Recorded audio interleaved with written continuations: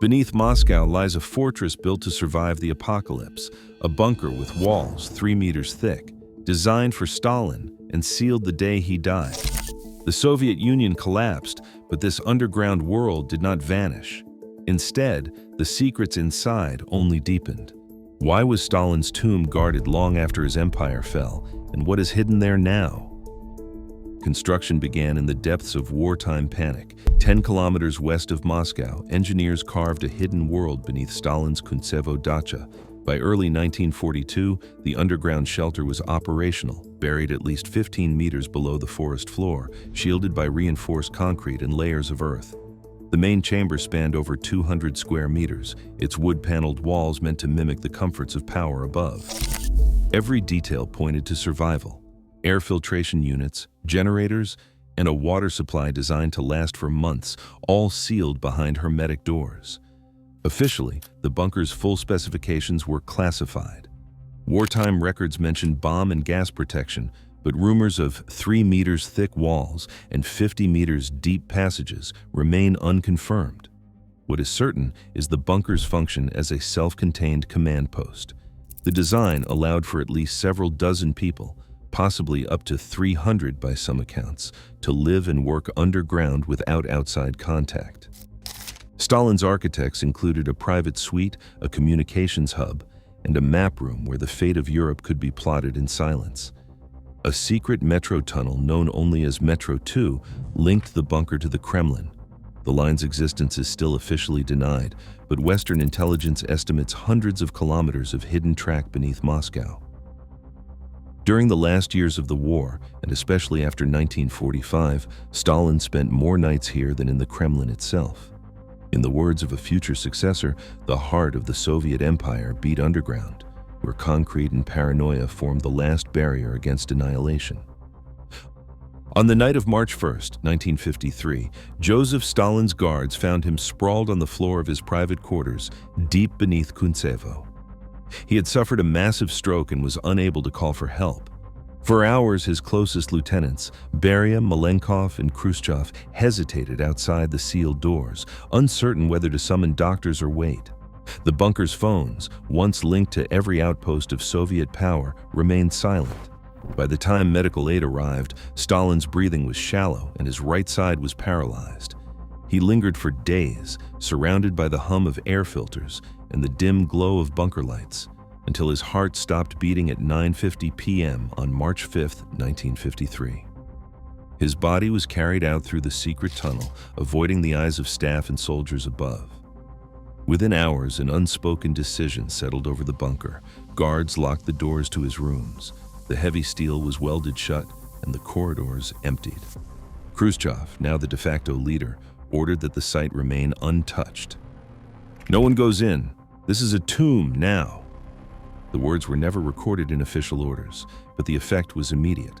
Stalin's death chamber became a sealed relic, left exactly as it was in his final moments.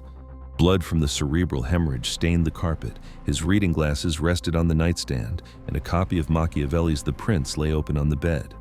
Plates from his last meal sat abandoned in the dining room. The heart of the Soviet Empire, once alive with voices and commands, fell silent, frozen in time by the will of those who survived him. Steel doors stayed welded shut for years as the outside world changed. Inside the bunker, a small group of KGB custodians kept watch, their numbers shrinking from hundreds to just a dozen by the late 1970s. Maintenance logs from the era record routine checks, oil for generators, tests of the air filtration system, but these entries grow sparse and hurried as time passes. The escape tunnel, once a secret lifeline running 2 kilometers to the Moskva River, collapsed in 1961 after a spring thaw undermined its walls. No repairs were attempted. The tunnel filled with stagnant water and debris, sealing off the last exit. Humidity crept through cracks in the concrete. Pipes burst in the sub-basements, flooding interrogation cells and storage rooms. Mold spread across the wood-paneled walls of Stalin's quarters. The mattress where he died rotted to pieces, its stuffing spilling onto the floor. Maps in the command room curled at the edges. The ink that once charted the Soviet Empire faded to gray. The swimming pool lay empty, its tiles cracking under the pressure of frost and neglect. Guards refused to patrol the lower levels at night, trading rumors of strange sounds and shadows for safer duties above ground. Yet no one dared dismantle the bunker. Khrushchev's rejection of a Stalin museum echoed in every decision. As one KGB officer admitted decades later, "We couldn't destroy it. It felt like disturbing a grave." The bunker remained sealed, a relic maintained out of fear, habit, and the weight of history, waiting for the outside world to decide its fate. In 1987, the bunker's steel doors finally swung open for a select group of historians.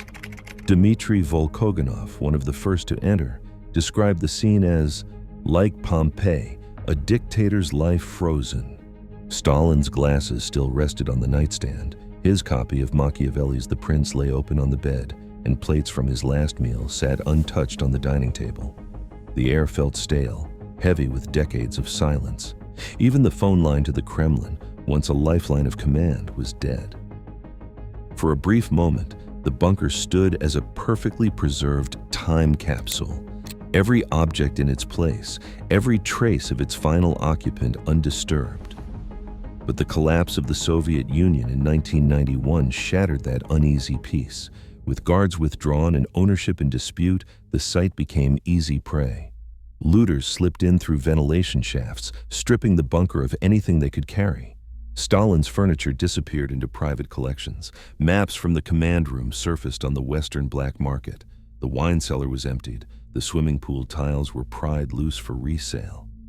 Even the samovar from Stalin's last meal found its way to a London auction in 2003, selling for $45,000.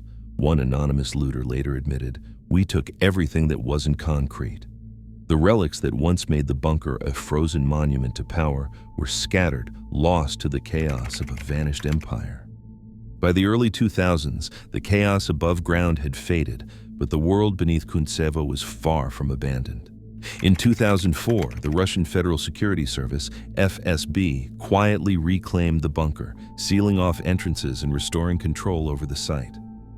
The days of looters and scavengers ended overnight. Access points were reinforced, surveillance systems were installed, and a new guard detachment, 40 strong, took up permanent residence. Yet the old arteries of power still pulsed beneath Moscow. Metro 2, once a Cold War rumor, remained operational, its true length a matter of speculation. Western intelligence estimates suggest as much as 200 kilometers of hidden track, connecting the bunker to the Kremlin, Vnukovo Airport, and other secret facilities. Official maps omit its existence, but the line's purpose endures, a shadow transit for those who hold the levers of the state. Inside the bunker, restoration was selective. In 2010, Stalin's death room was refurnished with replicas, reading glasses, a copy of The Prince, and a blood-stained carpet, presented to hand-picked journalists as a lesson in history. Leaked photographs from 2017 show gleaming corridors and polished brass, every surface maintained with state funds. The heart of the Soviet Empire, once left to rot, now beats again under new masters, hidden, guarded, and off-limits to all but the state. Whispers cling to the corridors under Kuntsevo. Some guards say the air thickens at 9:50 p.m., the hour Stalin died. Others claim to hear footsteps echoing in the map room long after patrols end. In 2001, a night watchman was found dead near the sealed quarters. Officially, it was a heart attack. His colleagues blamed the room's restless past. Paranormal investigators recorded strange electromagnetic surges in 2008, but engineers pointed to failing circuits and waterlogged wiring. Still, no one volunteers for night duty alone. Above ground, the debate grows louder. Memorial activists hold banners demanding the site become a museum of repression, not a dictator's shrine. Survivors of the purges protest any hint of glorification, warning, "Don't sanctify his death place." Yet the government keeps the doors locked, calling it a security risk, even as leaked photographs reveal a bunker maintained in pristine condition. Polls show 70% of Russians now view Stalin positively. For some, the bunker stands as a relic of national strength. For others, it is a wound left open, proof that the past remains unsettled. Historian Timothy Snyder puts it simply, Stalin's bunker is intact, his victims are dust. Today, Stalin's bunker endures in silence, preserved by the state, invisible to the public, and funded by taxpayers. As Russia debates its past, this fortress remains a sanctuary for power, not memory. Shadows linger longer than monuments. What a country chooses to hide reveals what it fears to confront.